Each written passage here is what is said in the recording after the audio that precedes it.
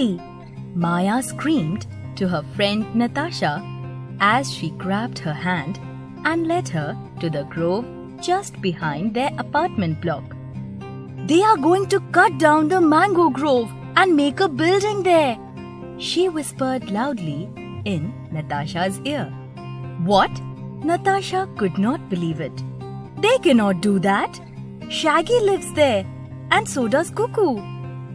Shaggy and Cuckoo were the pet names given by the girls to a rabbit and parrot respectively. "They do not care," said Maya. "The mayor and the builder have signed a contract." Her voice trailed off. She was clearly upset. "We must do something."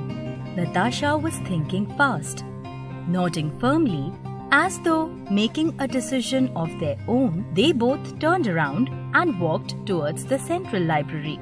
The mango grove was a beautiful thicket of green right in the middle of their town. Surrounded by red, dusty roads, it led everyone to its cool embrace. A variety of mango trees grew there, with Alfonso, the king of mangoes, ruling the grove. Natasha, now 9 years old, and her friend Maya, who was turning 10 this year, spent all their afternoons here after school, sitting beneath the shade of the trees as the birds chirped and the rabbits ran by before rushing home to do their homework. This was the only green area left in their town, and lots of families used to have picnics here on weekends. "If they destroy all the trees, what will happen?" thought Natasha. She was trying hard to comprehend the situation.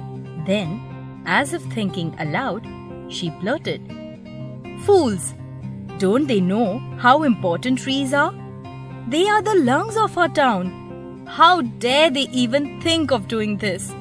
We have to stop them, Maya." Natasha was a bookworm. She recalled reading something about revolutions that took place in faraway lands. She was keen to recreate that and incite a revolution against this insane idea of chopping down the mango grove. She now wanted to read about how to create a revolution. Feeling taller than her 3 feet 4 inches, she felt sure that planet Earth would thank her for this. Both the girls pored over thick history books.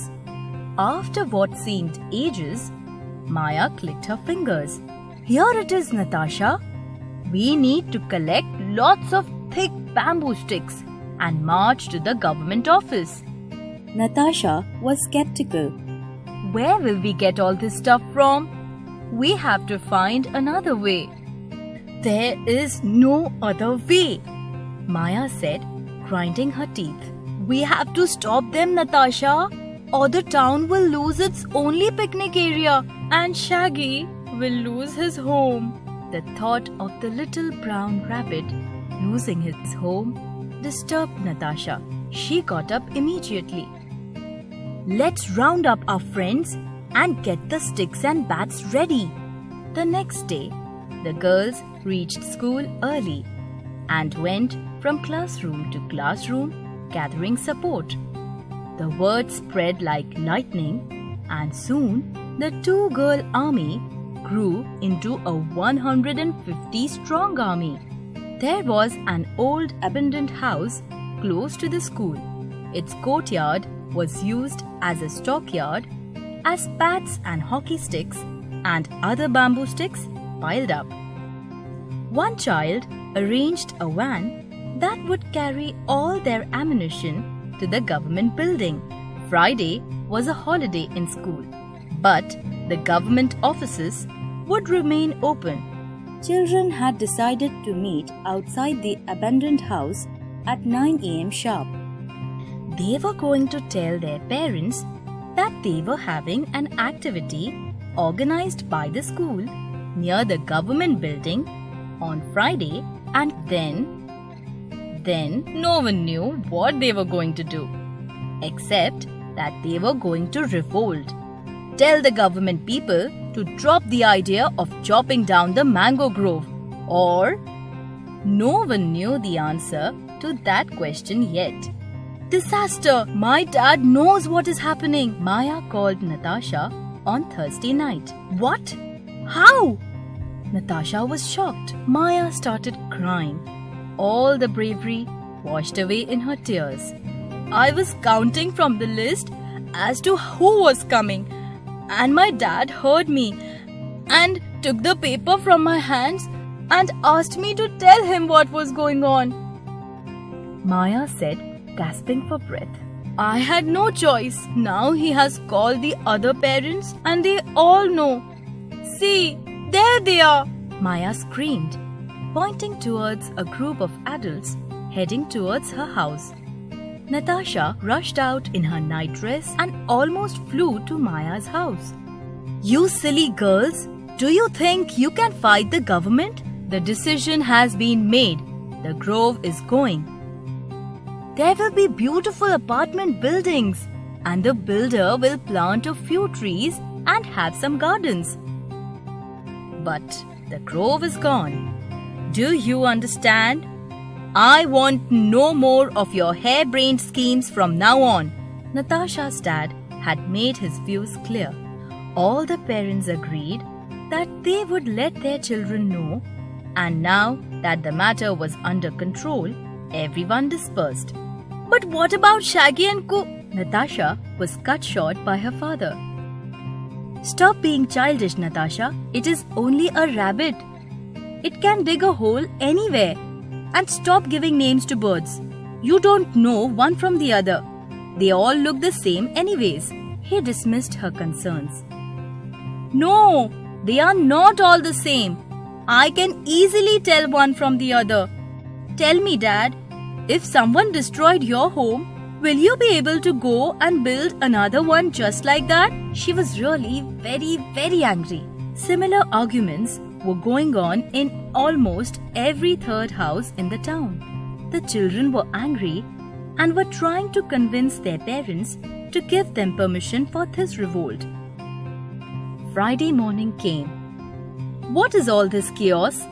The mayor wondered as he looked out of his car. He had come to inaugurate the first tree cutting ceremony that would clear one section of the grove where the first building would come up. Children were sitting atop the big roller wheels of the bulldozers. Some of them had climbed the trees, and many of them were holding placards. Save our trees. Trees give us life and shade and oxygen. Can your apartments do that? What are these children doing? Get them out of here. Where are their parents? Right here. We are right here, Mr. Mayor. A group of parents advanced and stood in front of the bulldozers and engineers that were on the site. You cannot tear this mango grove down. We don't want you to do that. See, in fact, no one here does. The mayor looked around him. Almost everyone living here in this town had formed a human chain, a circle of protection by holding hands that stretched endlessly as far as the eye could see. The mayor shook his head helplessly. Stop the bulldozers! Take away the machinery! We will have to listen to the people of this town. We did a revolution! Maya shouted, clapping her hands. Yes, and a peaceful one. We did it without our ammunition, our sticks. Natasha smiled. All the children were jumping in joy as they knew now that the mango grove would not be cut down, and we saved our grove, they said in wonderment. And Shaggy and Cuckoo's home, added Natasha.